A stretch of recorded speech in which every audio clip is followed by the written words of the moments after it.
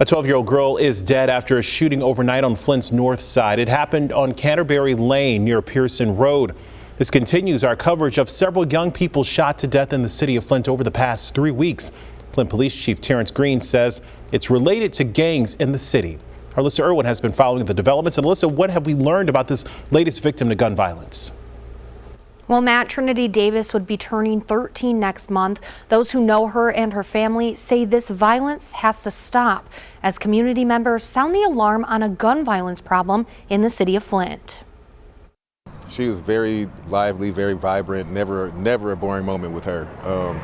It's very sad that this is not the first nor the second nor the 10th of my students that have, met their fate. Flint police say Trinity Davis was not the intended target in Wednesday's early morning shooting in a home near the Flint Police mini station on the city's north side. They say she was asleep in the home as another senseless gun act cut another young life short. It was very difficult being here last night. A lot of people crying, very emotional. Flint police say there have been at least 5 juvenile deaths because of the shootings in just the last 3 weeks.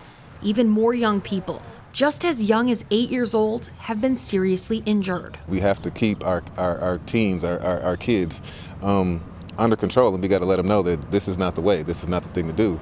Violence is never the right thing to do. Community members like Michael Clack and City Councilwoman Tanya Burns were at last night's scene providing support to families.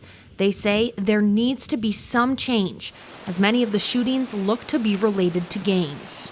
These youngsters went to the same school as the other youngsters who were unfortunately killed and gunned down on Banbury Place. These type of shootings create retaliation, and it keeps happening. So when we know it's happening, what are we doing about it?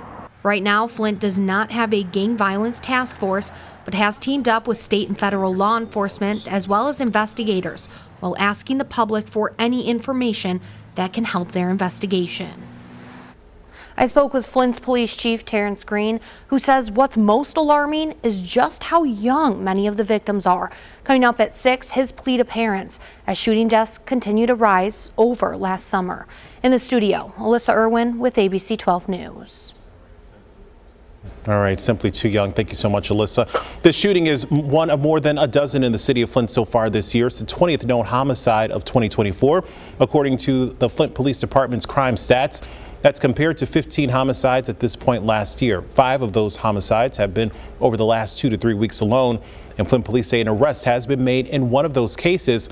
Dom Ward and his 13-year-old cousin, Dontavius Moore, were killed June 26 at a home on Banbury Place on the city's north side. Ward was a student and football player at New Standard Academy. Police say a suspect is in custody for the shooting.